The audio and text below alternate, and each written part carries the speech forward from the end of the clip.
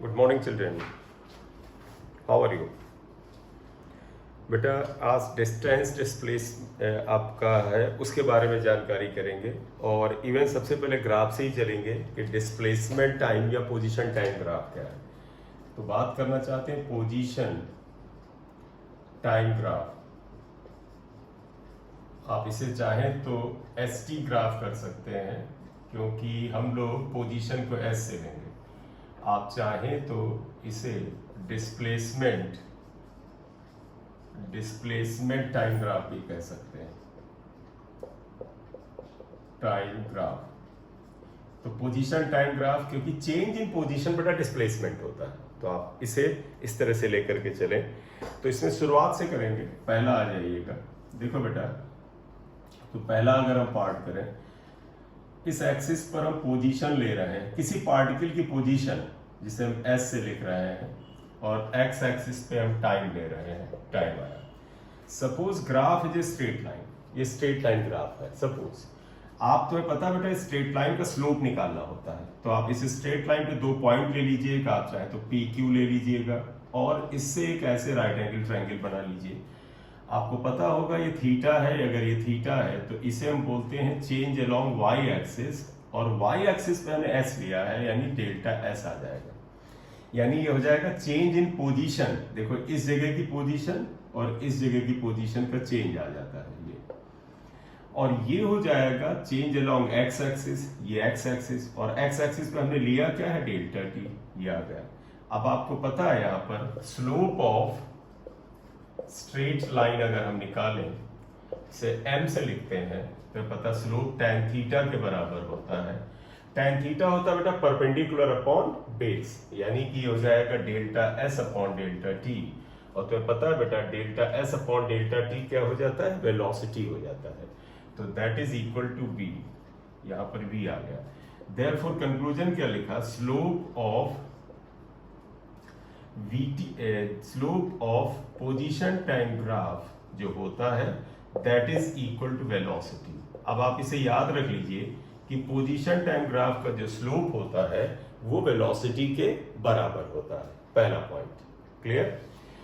अब आप इसका मतलब समझिएगा, ये पार्टिकल का, जिस पार्टिकल के लिए ग्राफ बनाया गया है वो स्ट्रेट लाइन है। इसका तो इसका स्लोप सिर्फ 1 आएगा, क्योंकि स्ट्रेट लाइन का स्लोप 1 वैल्यू रखता है। जब इसका स्लोप 1 एंड ओनली 1 आएगा, इसका तो ये बता रहा है कि पार्टिकल का स्लोप बेटा अगर 1 है तो वेलोसिटी 1 है। इसका तो ये ग्राफ बता रहा है, that is this graph shows that particle, मतलब जिस भी पार्टिकल के लिए ड्रॉ किया गया है, मूव्स विद यूनिफॉर्म, या आप चाहे तो कांस्टेंट लिख सकते हैं, कांस्टेंट वेलोसिटी, यूनिफॉर्म और कांस्टेंट वेलोसिटी, इससे मूव करता है, राइट। तो ये ग्राफ बताता है कि पार्टिकल मूव्स विद यूनिफॉर्म और कांस्टेंट वेलोसिटी। तो बेटा जब भी position time graph straight line हो तो आप क्या कहेंगे, ये बताता है कि पार्टिकल जो है वो यूनिफॉर्म वेलोसिटी से गति कर रहा है, चल रहा है, राइट। अगला ग्राफ लें तो आप और आइएगा, हेडिंग तो आपने पढ़ी ही थी, तो आगे इसमें लेते हैं। सेकंड ग्राफ देखिएगा। सेकंड ग्राफ ऐसे ले लेते हैं कि मान लीजिएगा ये पोजीशन है बेटा, हमने एस से डिनोट किया है, ये टाइम हो गया, ये टी आ गया है। अब ग्राफ अगर हम ऐसे ले लें कि suppose graph is a straight line parallel to time axis. अब आप देखो इस ग्राफ का स्लोप अगर निकालें तो आप कहोगे सर tan थीटा से आएगा, और इस ग्राफ का थीटा क्या है, 0। थीटा क्या होता है बेटा, एक्स एक्सिस से एंगल। तो आप देखिएगा slope of straight line tan theta वो हम निकाल चुके हैं। तो अब इसके लिए हम उसी चीज को क्यों रिपीट करें, क्यों ना हम उस इंफॉर्मेशन को डायरेक्ट बात करें। क्या यहां पर देखिएगा, लिखोगे since theta equal to 0, therefore आप क्या लिखोगे, slope m equal to velocity equal to tan 0 आएगा। इसका तो वेलोसिटी tan 0 आएगा, tan 0 0 होता है, इसका तो वेलोसिटी 0 है। वेलोसिटी 0 का मतलब है, देखो पार्टिकल रेस्ट में है। देखो आप खुद देख सकते हो, जैसे s की वैल्यू यहाँ 0 है, यहाँ 5 है, यहाँ 10 है, तो देखो लगातार 10 ही s की वैल्यू बनी है। मतलब मुझे ओरिजिन मान लो और वहां पर मान लो एक पार्टिकल है, मेरे से 10 मीटर की दूरी पर है, तो मैं अभी देखता हूं, थोड़ी देर बाद देखता हूं, थोड़ी देर बाद वो वहीं पे बना है। इसका मतलब पार्टिकल की पोजीशन बदल ही नहीं रही है, वही है। और जब कोई चीज अपनी ही जगह पर है, इसका मतलब क्या है, उसकी वेलोसिटी जीरो है। That is particle is at rest, particle is at rest, rest में रुका हुआ है, राइट। तो ये आ गया है। नेक्स्ट ग्राफ लेते हैं, थर्ड वाला। इसमें अगला ग्राफ ऐसे ले लेते हैं, देखिएगा थर्ड ग्राफ ले रहे हैं। इधर हमने वही पोजीशन ले लिया बेटा, और इधर की ओर टाइम ले लिया हमने, और ग्राफ हम ऐसे ड्रॉ कर रहे हैं। देखो this is parallel to Y axis, ये ग्राफ प्लॉट किया। देखो बेटा आपको पता है थीटा ही tan थीटा को रिप्रेजेंट करते हुए वेलोसिटी को बताता है। इस ग्राफ में बताओ एक्स एक्सिस के साथ एंगल थीटा क्या है, 90 डिग्री। तो थीटा यहाँ 90 डिग्री है, इसका अंदर वेलोसिटी इक्वल टू tan 90 आएगा। तुम्हें पता है tan 90 कितना होता है, इन्फिनिटी होता है। तो मैथमेटिकली तो तुम्हें लगेगा सर इसका तो पार्टिकल की वेलोसिटी इन्फिनिटी है। इन्फिनिटी कोई डिफाइंड नंबर तो है नहीं बेटा। इन्फिनिटी का मतलब हुआ out of control, which can not be calculated, can not be measured.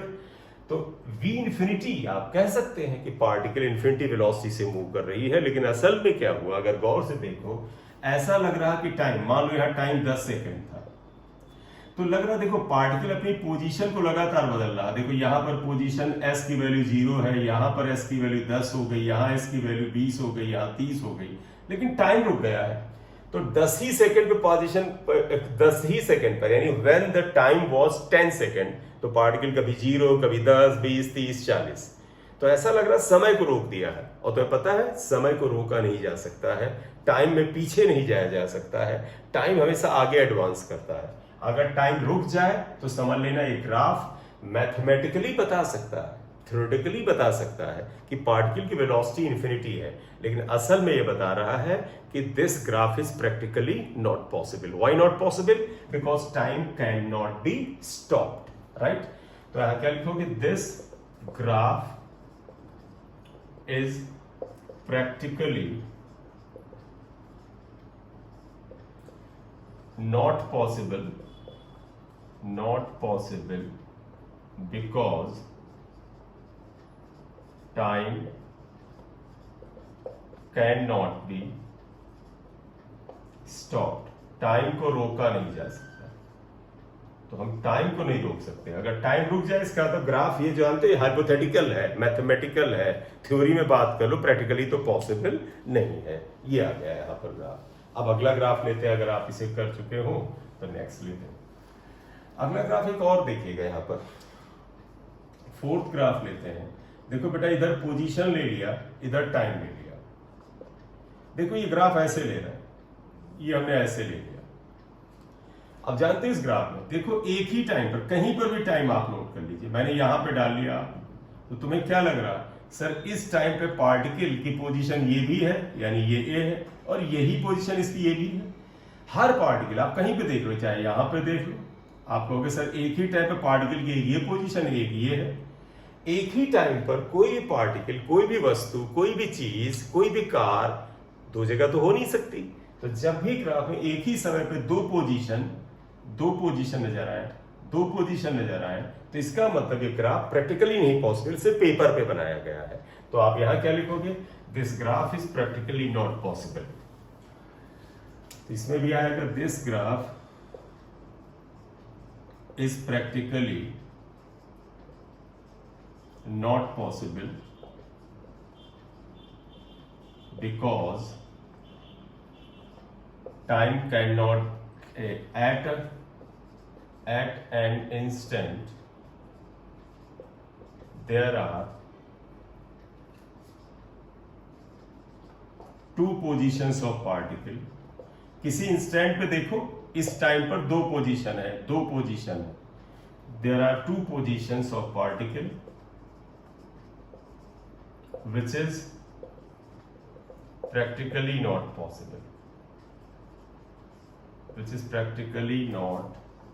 possible, ये प्रैक्टिकली संभव नहीं, ठीक है।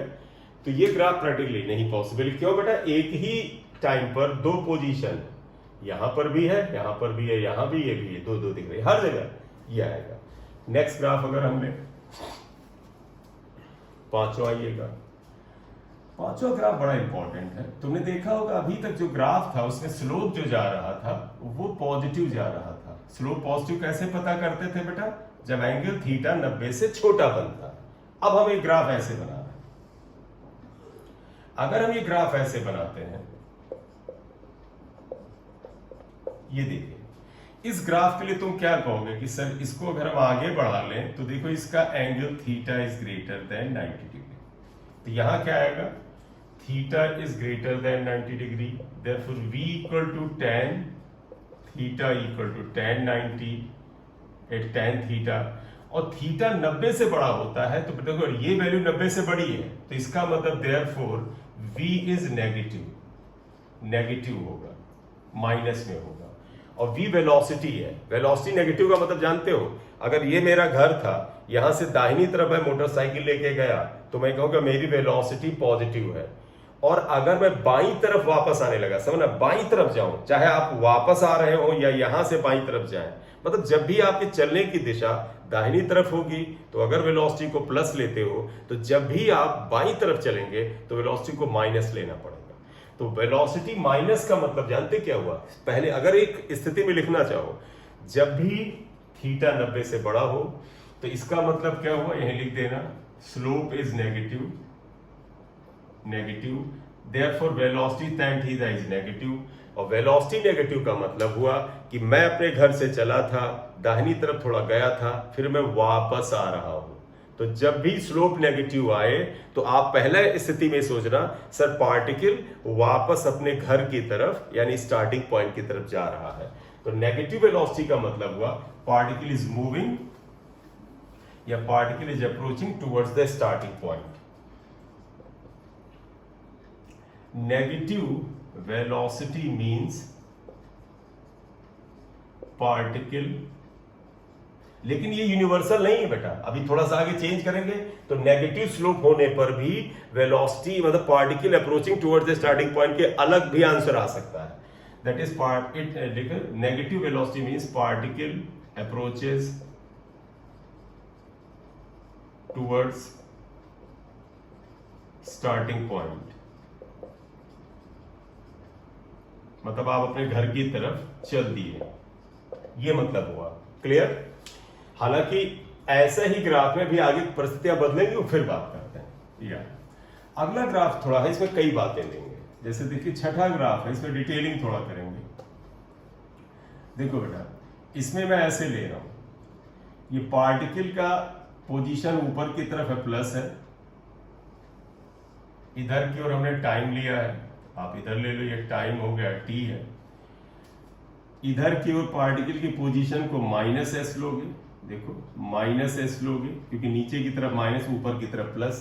ग्राफ ऐसे बना, देखो O से चला पार्टिकल, एक ग्राफ ये बता रहा, एक ग्राफ ये बता रहा, एक ग्राफ ये बता रहा, मान लो एक ग्राफ ये बता रहा और एक ग्राफ ये बता रहा। तो हमने 4-5 पार्ट लिए, O से A तक गया, B तक गया, B से C तक आया, आप देखिएगा ये C तक आया, C से D तक आया और फिर ये E तक आया। यहाँ हर पॉइंट पर अलग अलग क्वेश्चन है। सबसे पहले मोटे तौर पे बड़े दिमाग में रखना बेटा, क्या tan थीटा जो होता है वो वेलोसिटी के बराबर होता है पोजीशन टाइम ग्राफ में। तो पोजीशन टाइम ग्राफ में वेलोसिटी इज tan थीटा, दिमाग में रख लो, velocity equal to tan theta. Clear? तो ये वेलोसिटी टाइम ग्राफ में लिया। तो देखिएगा ये ग्राफ क्या बता रहा, मैं एक एक पॉइंट पकड़ रहा हूं, ध्यान दीजिएगा। पहले from O to A, O से A तक आप देखो बेटा, O से A तक इस ग्राफ का एक एंगल ये θ1 है और θ1 लेस देन 90 है। लेस देन 90 का मतलब है स्लोप पॉजिटिव है, स्लोप पॉजिटिव का मतलब वेलोसिटी पॉजिटिव है, वेलोसिटी पॉजिटिव का मतलब है पार्टिकल जिस स्थान से चला उधर अपने स्टार्टिंग पॉइंट से दाहिनी तरफ आगे जा रहा है। क्योंकि दाहिनी तरफ हमने प्लस लेना तय किया है, ये मैंडेटरी नहीं है, बाईं तरफ जाना प्लस लो तो भी सही होगा, लेकिन ध्यान रखना अगर बाईं तरफ चलना आप प्लस मानोगे तो फिर दाहिनी तरफ को माइनस लेना पड़ेगा। तो इसलिए कंफ्यूजन ना पैदा करो, हम कहेंगे सर हम अगर दाहिनी तरफ चलते हैं तो हम उसे प्लस लेंगे, जब भी हमारी दिशा बाईं तरफ होगी हम माइनस ले लेंगे। तो यहां पर देखिएगा थीटा, तो यहां क्या लिखोगे, θ1 is less than 90, therefore v1 equal to tan θ1 is positive. इसका मतलब particle moves away from the starting point with velocity v1 equal to tan theta 1। अब तुम कहोगे वेलोसिटी की वैल्यू, थीटा की वैल्यू, थीटा 1 की वैल्यू पता चल जाए, वही वेलोसिटी होगा, राइट। सेकंड आप आ जाइएगा, अब आप लेना चाहें ए से बी तक क्या होगा, जरा देखो बेटा, ए से बी तक देखो बेटा, ये जो लाइन है इसका स्लोप एक्स एक्सिस से चेंज हो जा रहा, देखो ये थीटा 2 है और ये भी लेस देन 90 है लेकिन लेस देन थीटा 1। तो आप देखिएगा यहां पर क्या लिखोगे, theta 2 is less then theta 1, therefore v2 is tan theta 2, और ये पॉजिटिव ही होगा बेटा। क्यों पॉजिटिव? क्योंकि थीटा 2 की वैल्यू लेस देन 90 भी है। देखो थीटा 2 90 से भी छोटा है, थीटा 2 थीटा 1 से छोटा है, 90 से छोटा है। 90 से छोटा का मतलब पॉजिटिव, थीटा 1 से छोटा का मतलब है कि वेलोसिटी v2 की वैल्यू v1 से कम होगी। That is particle still moves, अभी भी मूव कर रहा है, स्टिल मूव्स मतलब अभी भी मूव्स कर रहा है। That is particle still moves away from the starting point, मतलब आप घर से निकले थे और अभी भी उससे दूर ही जा रहे हैं starting point, but with new velocity. अब आपने अपनी गाड़ी की वेलोसिटी को थोड़ा कम कर दिया। वेलोसिटी कितनी है? v2 equal to tan theta 2, और ध्यान रखना v2 will be less than v1। क्यों? अगर थीटा 2 थीटा 1 से छोटा है तो v1 से v2 छोटा होगा। तो वही हुआ ना, जैसे आप घर से स्कूटर लेके निकले और दाहिनी तरफ चले, आपकी स्पीड थी मान ले 40 किलोमीटर पर आवर, तो मान ली यहां से यहां तक आप 40 की स्पीड से चल रहे थे, यहां जाके आपने हल्का सा ब्रेक लगाया, स्पीड को थोड़ा कम किया क्योंकि थीटा 2 थीटा 1 से कम है, बी पे गए। अब बी से सी पे अगर आप बात करें तो देखिएगा बीसी ग्राफ का देखो तो स्लोप जो है वो नेगेटिव है। अगर आप बीसी ग्राफ लें तो उसका स्लोप आपको दिखेगा वो नेगेटिव है। तो जरा देखिएगा यहां पर बी से सी में अगर आप देखें तो आप इसका स्लोप, आप हमेशा एक्स एक्सिस से एंगल चेक किया करो, एक्स एक्सिस से एंटी क्लॉकवाइज डायरेक्शन में angle theta 1 theta 3 is greater than 90 आया बेटा। 90 से बड़ा का मतलब तुम समझ जाओ बेटा, slope negative velocity negative. Velocity negative का अगर ग्राफ बेटा पॉजिटिव क्वाड्रेंट में हो, सुन लीजिएगा ध्यान से, ग्राफ अगर पॉजिटिव क्वाड्रेंट में हो, ये नीचे नेगेटिव होता है, इसमें नियम बदलेगा, और स्लोप नेगेटिव हो, इसका तो पार्टिकल स्टार्टिंग पॉइंट की तरफ जा रहा। मतलब आप बी से सी तक क्या किए, यहां से यहां तक एक खास स्पीड से घर से चले, थोड़ी स्पीड कम किया, अब आप घर आ रहे हैं, ठीक है। तो आप देखिएगा थर्ड पॉइंट जो आ जाएगा फ्रॉम बी टू सी, देखो theta 3 is greater than 90, therefore velocity v3 लिखें tan theta 3 is negative. That is, या लिखोगे now particle is approaching towards the starting point, मतलब पार्टिकल जहां से चला था उसकी तरफ वापस आ रहा है। देखो आप घर की तरफ आ रहे हैं। अब आप कहोगे सर सी से डी, यहां पर भी वही स्थिति है, बस एंगल बदल गया है, थीटा 4 94, तो यानी पार्टिकल की वेलोसिटी अभी भी नेगेटिव है, आप अभी भी घर ही आ रहे हैं। और आप देखो बेटा जब डी पर आएंगे तो पोजीशन क्या हो गया, जीरो हो गया। जीरो का मतलब जहां थे वहीं पहुंच गए हैं, ठीक है। तो अगला हम अगर लें सी से डी तक, एंगल सबसे पहले चेक करो, सी से डी तक क्या होगा, theta 4 is again greater than 90, v4 is tan theta 4 is negative, particle still approaches towards the starting point, and finally आप गौर से देखिएगा, फाइनली क्या हो रहा है, जब डी पे पहुंचा तो घर पहुंच चुका है, फाइनली reached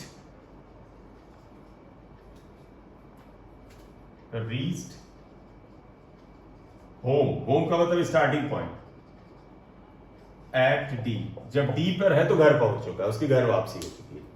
ग्राफ का अगला पार्ट पे जरूर ध्यान दीजिएगा, क्योंकि यहां पर जो अभी बताया है उसमें आपको एक कंट्राडिक्शन दिखेगा, इसलिए ध्यान रखना हर नियम यूनिवर्सल यानी हर जगह पर सत्य हो जरूरी नहीं, तो थोड़ा देखना भी जरूरी है।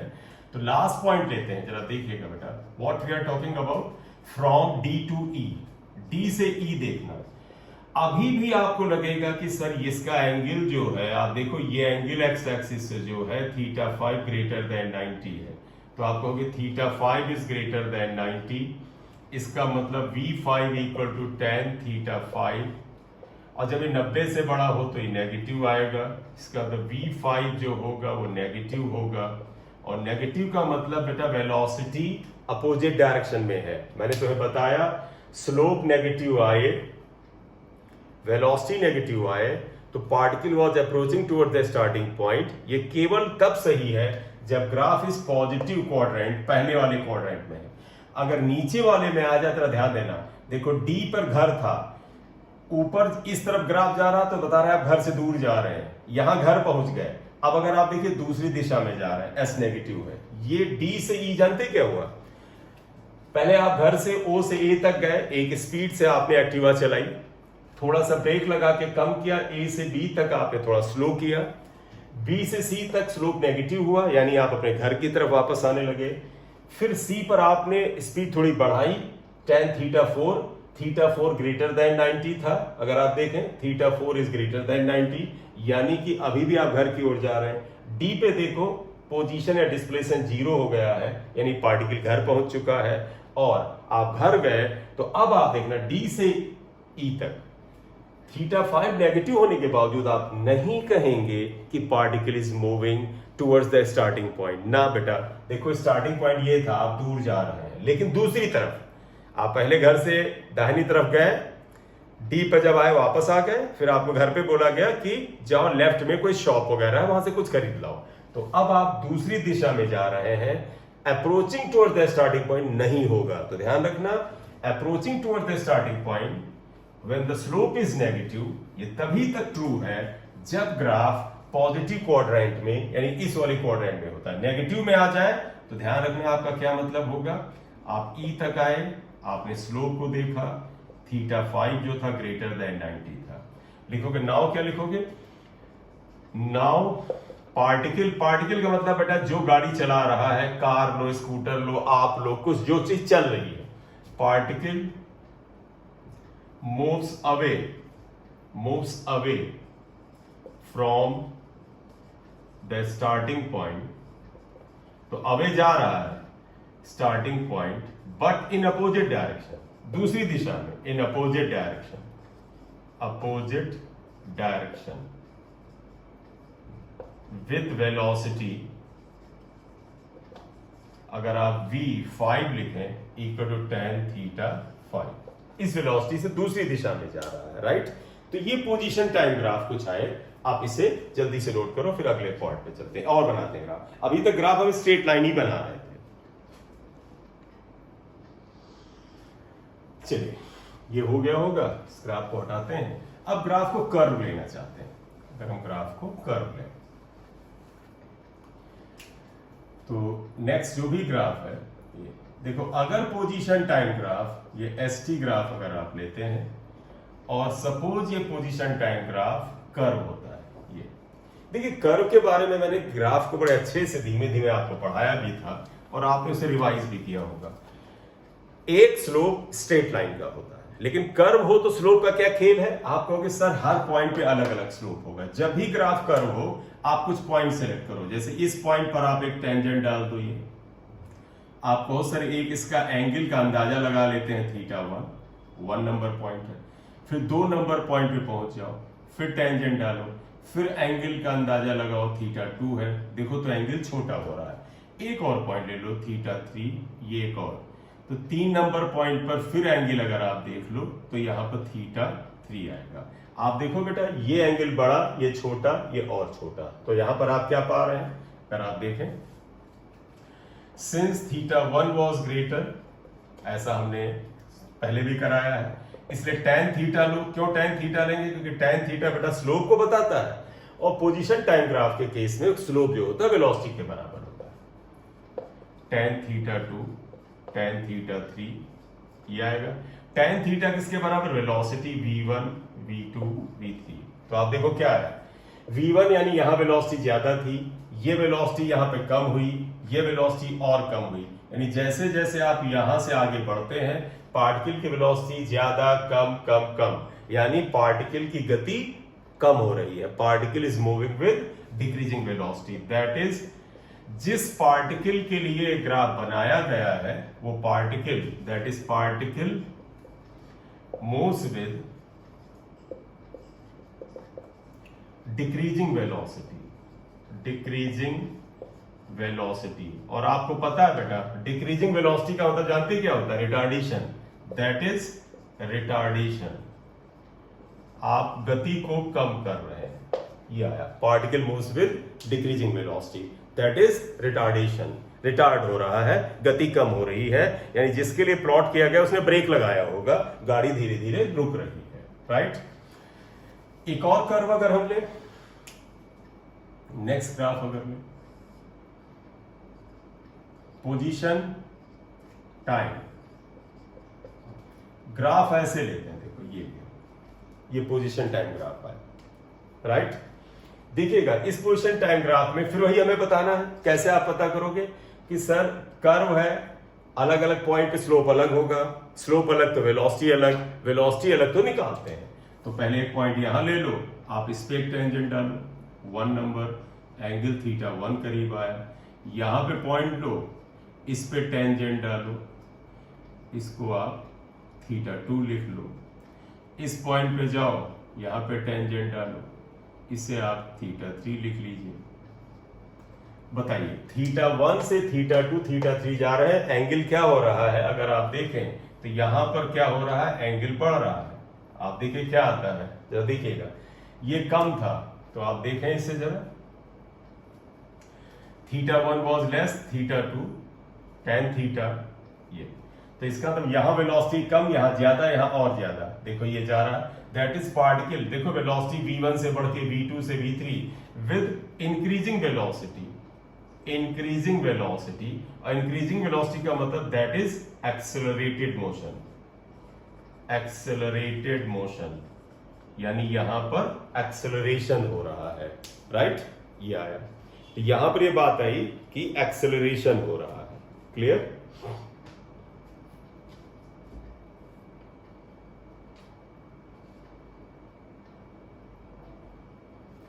हो गया बेटा? या तो पोजीशन टाइम ग्राफ से हमें यही बातें निकल के आती हैं कि ये कितने के बराबर होता है। ग्राफ से रिलेटेड जो क्वेश्चंस होंगे वो एक साथ ही कलेक्ट होंगे। तो अब अगला पॉइंट यहां पर और हम एक स्टार्ट कर लेते हैं, वो अब हम करना चाहते हैं बेटा कि what is the difference between average speed and average velocity. तो हम यहां पे क्या करना चाहते थे? एवरेज स्पीड करना चाहते थे। नेक्स्ट लिखिएगा एवरेज स्पीड।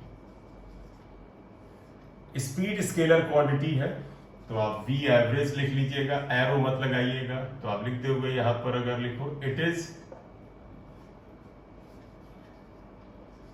v एवरेज आया, देखो it is a scalar quantity, scalar quantity, ये एक स्केलर क्वांटिटी, ठीक है। अब अगर मैं तुमसे कहूं कि एवरेज स्पीड का फार्मूला, बेटा छोटी क्लास में आपने एक फार्मूला पढ़ा था, हर जगह चिपका दो वही काम कर जाता है। और वो जानते क्या होता है? सुनिएगा, देखो एवरेज स्पीड वी एवरेज अगर आप लिखें दैट इज इक्वल टू होता है टोटल डिस्टेंस। डिस्टेंस बेटा, डिस्टेंस मतलब एक्चुअल पाथ कवर्ड, शुरुआत में पढ़ाया था, उसको आप एक बार पढ़ लीजिएगा। Total distance upon total time,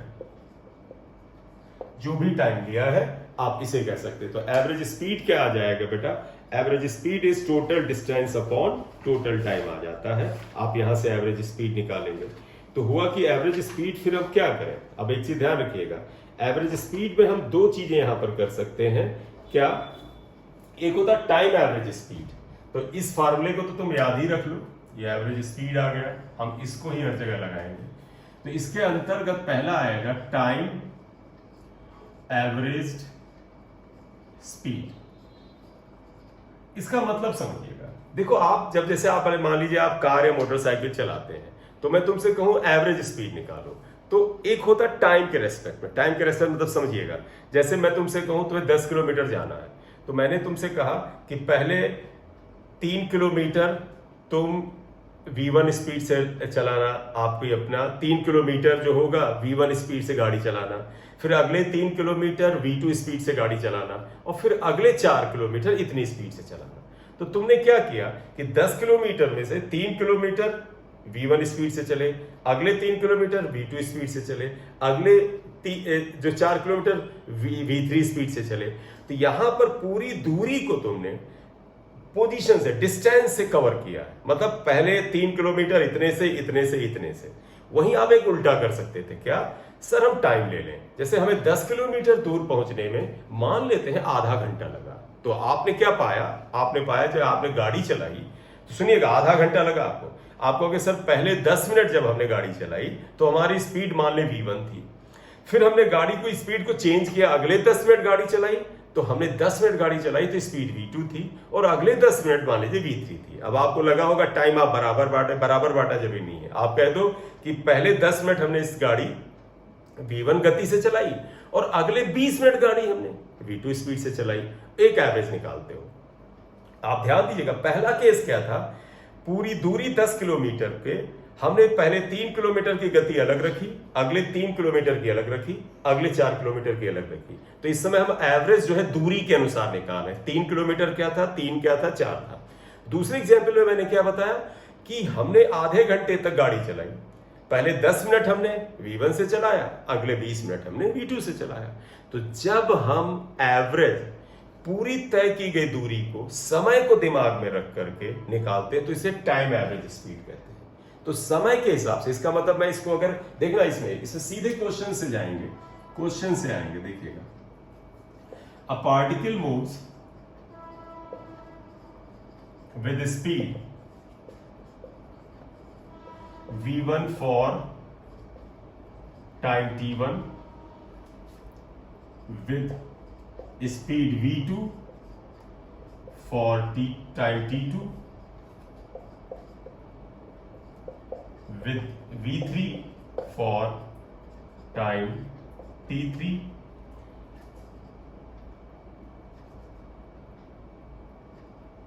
and with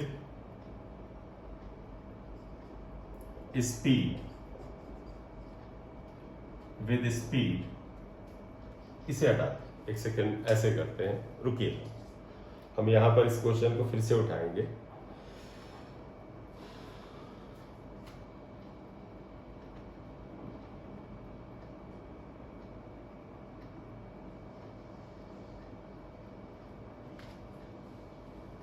ठीक, इसको ऐसे लिखते हैं, क्वेश्चन को थोड़ा बदलते हैं।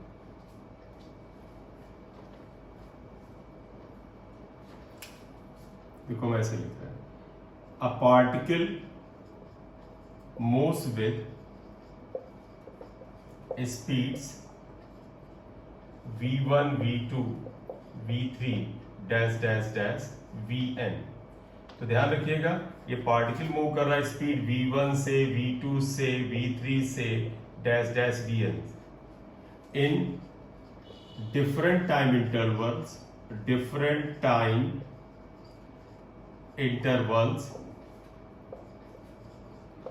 T1 T2 T3 dash dash dash Tn। Find average speed, average speed बताइए, ये पूछ रहा है। ध्यान रखना, कुछ भी दे कि ये गति है, ये टाइम है, फार्मूला यही लगेगा। कैसे, आइएगा, ध्यान रखना, हम टाइम एवरेज स्पीड निकाल रहे हैं, इसमें अंदाजा तुम्हें मिलना चाहिए। देखो गति को टाइम के हिसाब से बांटा गया है। आप T1 टाइम तक इतनी स्पीड से चले, अगले T2 टाइम इतनी स्पीड से, T3 टाइम इतनी स्पीड से, और Tn टाइम तक इतनी स्पीड से चले, और आपने पूरी जर्नी तय की। कहते हैं एवरेज स्पीड निकालो। आप देखिए इसका बड़ा सिंपल सा है, मैं तो कहता हूं कि आप एक डायग्राम बना लो। आप कहो कि सर यहां से चले और ये हम यहां पहुंच गए। देखो ये A से चले थे, यहां तक स्पीड V1 थी, और जब यहां से यहां तक पहुंचे तो मान लीजिएगा हमें टाइम यहां तक T1 लगा, ये टाइम बना रहे हैं। फिर आपने स्पीड को V2 किया, टाइम T2 तक चले, ये आ गए। फिर आपने टाइम v3 स्पीड किया, टाइम t3 आपने लिया, ये आ गए, और उसके बाद आखिरी में आप यहां से यहां तक गए, देखो, और इस समय स्पीड v1 थी और यहाँ पे टाइम tn लगा था, यानी बीच में भी t4 t5 वगैरह रहा था। अब तुम कहोगे सर स्पीड आ गया, टाइम आ गया, तो आप देखो एवरेज स्पीड का फार्मूला क्या है, बस जो चीज तुम्हें पता है वही लगा दो, आंसर आने लगता है। तो देयरफॉर देखिएगा, एवरेज स्पीड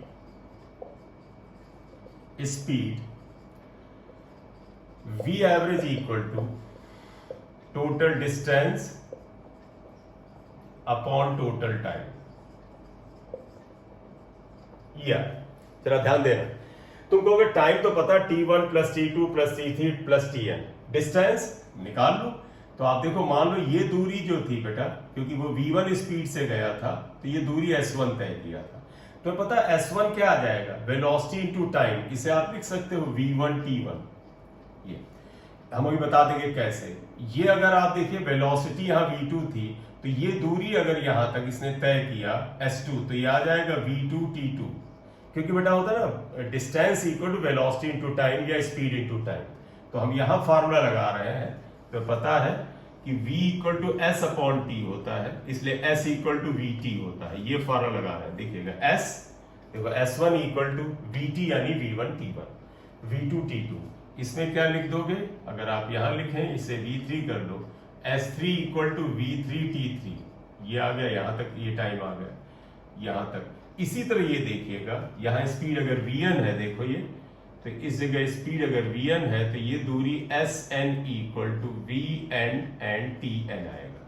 ठीक है, तो आप जरा ध्यान दीजिएगा, v एवरेज क्या आएगा, टोटल डिस्टेंस जानते क्या आएगा, टोटल डिस्टेंस आएगा s1 s2 s3 plus sn upon t1 plus t2 plus t3 plus tn, ये आएगा।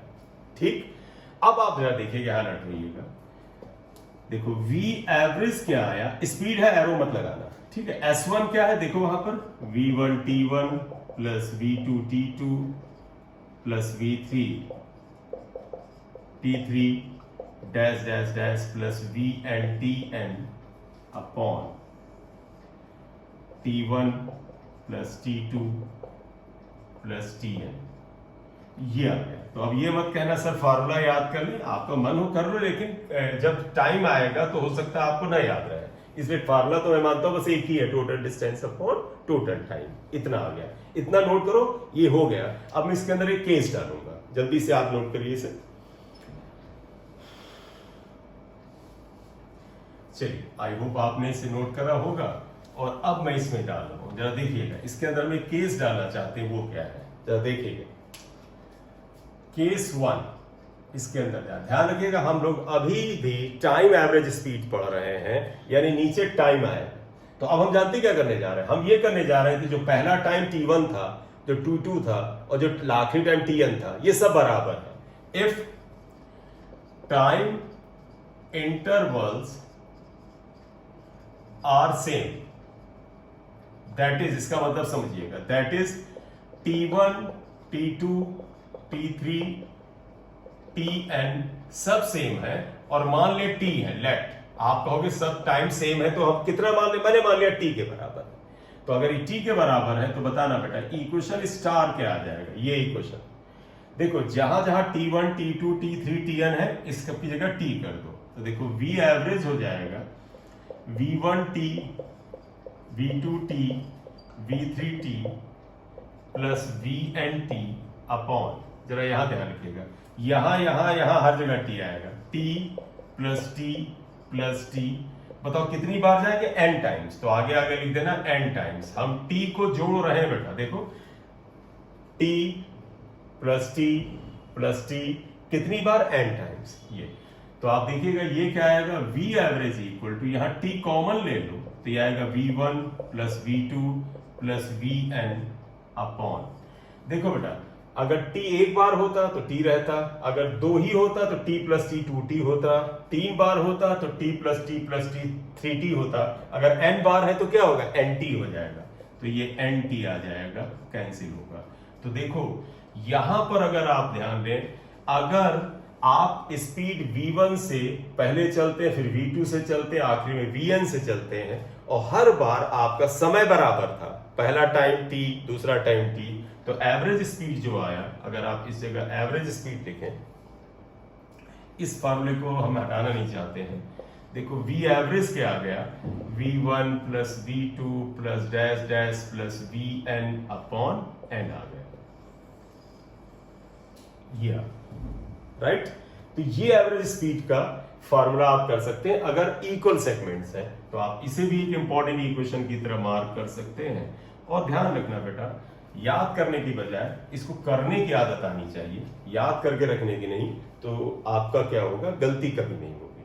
ठीक, स्पीड देख ही ली जाएगी, धीरे धीरे स्पीड तो बन ही जाती है। ये आएगा। एक केस 2 और ले लेते हैं। केस 2 हम ये ले रहे हैं, जरा देखिएगा। हम चाह रहे थे कि अगर हम कहते पार्टिकल मान लो 2 ही सेगमेंट में जाता है, तो देखो if particle moves with speed v1 for half time and with speed v2 for next half time, then average speed, then find out average speed, then average या find out एवरेज स्पीड। तब आप average speed निकालें, मान लीजिए target है, तो तुम कहोगे कि देखो पार्टिकल v1 स्पीड से चलता है हाफ टाइम, हाफ का मतलब 1/2, यानी n की जगह 2 लिखना पड़ेगा, और with speed v2 for the next half time, यानी n को पहला आधा अगला आधा, यानी दोनों हिस्से कितने हो गए बेटा, इक्वल हो गए, आधे आधे, तो n की जगह 2 लिख के आप कर सकते हो। कई बार होता कि हम इसे डायरेक्ट नहीं करना चाहते, तो इस क्वेश्चन को अगर मैं ऊपर सॉल्व करूं तो देखिए ऐसे आएगा। तो मैं इसको अगर इसी केस 2 को सॉल्व कर रहा हूं, तो आप देखो केस 2 का सोल्यूशन अगर हम लें तो आप यहां पे क्या लिखोगे, हाफ है, since time is half, therefore n 2 हो जाएगा। एक्चुअली 1/2 होता है, देखो 1/2, तो n की जगह 2 ही आता है, तो देयरफॉर इक्वेशन 2 स्टार अगर आप लोगे तो आप लिखोगे क्या आएगा, v average equal to v1 plus v2 upon, इसको क्या लिखोगे 2, अब ये आ जाएगा, ये आया।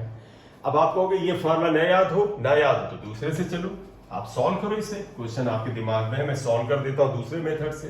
देखो इसका अगर हम, ये फर्स्ट मेथड हुआ, फर्स्ट मेथड का मतलब हमने फार्मूला चिपका दिया। सेकंड मेथड जो मैं तो फार्मूला वाला ध्यान भी नहीं रखता है मेरे को, तो मैं तो भैया मेथड ही लगाता हूं। इन्होंने क्या बोला, तुम कहोगे सर इसने बोला v1 स्पीड से चला आधे टाइम तक, यानी ये टाइम क्या था t/2, फिर v2 स्पीड से चला आधे टाइम तक, ये भी टाइम है t/2, ये आया। तो अगर ये v1 स्पीड से पहले चला, फिर v2 स्पीड से चला, a b और c मान लो, दूरी बराबर होना जरूरी नहीं है आप टाइम, क्योंकि टाइम सेम है, दूरियां तो अलग अलग हो सकती हैं, तो मैं चेंज ही कर देता हूं डायग्राम, ये b कर लो। मान ले ये दूरी तय करता है s1, अभी फॉर्मूला बताया था, डिस्टेंस इक्वल टू क्या होता है, वेलोसिटी इनटू टाइम। तो देखो बेटा s1 क्या है, वेलोसिटी यानी v1, टाइम क्या है t/2, ये आया। और यहां पर देखो क्या आएगा, वेलोसिटी ये है, अगर मैं कहूं डिस्टेंस कितना आएगा s2, तो देखो क्या होगा, distance equal to velocity into time, ये आ गया। अब आप कहोगे करें कैसे, देखो बताना बेटा, v एवरेज इक्वल टू क्या होता है, total distance upon total time. आइएगा बेटा, टोटल डिस्टेंस क्या है, s1 प्लस s2, टाइम क्या है t/2 प्लस t/2, यानी पूरा t ही लिख सकते थे। देखो s1 को क्या लिखा है, v1 t/2 plus v2 t/2 upon ये t आ जाएगा। तो आप देखिएगा v एवरेज क्या हो जाएगा, देखना बेटा यहाँ पर t/2 कॉमन निकाल लो, t/2 v1 plus v2 upon t आएगा, कैंसिल होगा, तो देखो v एवरेज इक्वल टू हो जाएगा v1 प्लस v2 अपॉन 2, ये सेम आंसर है। फॉर्मूला ध्यान हो चिपका देना, अदरवाइज मेथड तो हमेशा काम आता है। Clear, very nice. चलिए एक और पार्ट अगर हम इसमें कर लें, कि एक क्वेश्चन ही बना लेते हैं। आप देखो इसी मेथड से करने के लिए एक क्वेश्चन बना लेते हैं तेजी से। देखो एक क्वेश्चन और करते हैं।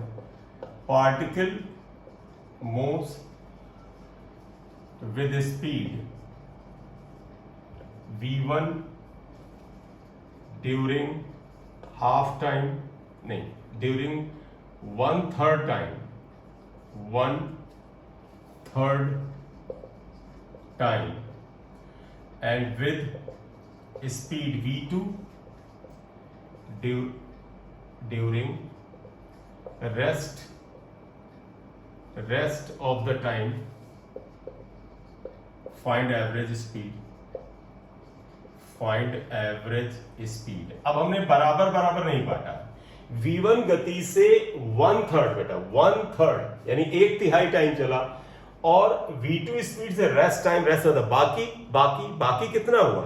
अगर 1/3 था पहला तो बाकी हुआ 2/3। तो आप सोल्यूशन कैसे करोगे? आप देखो ऐसे ही बांट लो, डायग्राम ऐसे बना लो। कहो ये स्पीड इसकी v1 थी, a से चला, और मान लेते यहां तक टाइम, देखो पूरे टाइम का 1/3 का मतलब t/3 हुआ। बोलिए ठीक है। ये दूरी जो तय करेगा वो कितना होगा? वेलोसिटी इंटू टाइम, यानी v1 इंटू t/3। क्लियर? अब आइए ये डिस्टेंस निकालेंगे, अभी देखेंगे ये क्या आएगा। इन्होंने बोला a पर था, b पर इसकी स्पीड क्या थी? v2। देखो स्पीड v2 है। रेस्ट ऑफ द टाइम तो पता पूरा टाइम t था, उसका 1/3 ये चला, तो ये टाइम कितना हुआ? t माइनस t/3, इसे हम 2t/3 कहेंगे। ये आया। तो बताओ क्या होगा स्पीड? देखो distance equal to velocity into time, तो ये आ जाएगा 2t/3। ये आया, यहां तक पहुंचा। चलिए बताइएगा एवरेज स्पीड क्या होता है? Total distance upon total time. Total distance क्या है? देखो s1 प्लस s2। देखो s1 हमने इसे s3 लिखा है, इसे ठीक कर लो। वेलोसिटी v2 था, v2 कर लो, ये था। और आप देखो तो s1 प्लस s2 अपॉन, आप देखो टाइम क्या होगा? Total time t/3 plus 2t/3। तो आप लिखोगे t/3 प्लस 2t/3, वो तो t ही होगा बेटा। तो आप लिखो s1 कितना आएगा? v1 t/3, ये, और ये कितना आ जाएगा? प्लस v2 2t/3, ये आया, अपॉन देखो t/3 2t/3, वो तो तुम ध्यान ही रखो पूरा टाइम तो t ही था, तो हम जोड़ते जरूर है, सीधे t लिख दो, आप इसे जोड़ो यही आएगा। तो आप फालतू के कैलकुलेशन में क्यों पढ़ना चाहते हो? तो देखो v एवरेज इक्वल टू, ऊपर कॉमन क्या है? देखो t/3 और t/3 कॉमन है, बस और नहीं है कुछ। तो t/3 कॉमन है, तो यहां बचेगा v1 प्लस 2v2, और नीचे आप देखिएगा क्या आएगा? t आएगा। t से t कैंसिल करिएगा तो आप देखिएगा v एवरेज कितना आया? v एवरेज आ रहा है v1 प्लस 2v2 अपॉन 3, या v1 प्लस 2v2 अपॉन 3, इतना आ जाता है। क्लियर? तो इस तरह से आप ध्यान रखना, जो भी हमने एवरेज स्पीड निकाला है टाइम के हिसाब से निकाला, टाइम आता है, इसे टाइम एवरेज स्पीड कहते हैं। बड़ा इंपॉर्टेंट होता है ये। अगला इसका हमारा पड़ा होगा space average, distance average speed, जिसमें हम पूरी एवरेज स्पीड को दूरी के अनुसार निकालते हैं। वो अगले लेक्चर में करते हैं। Bye bye, thank you.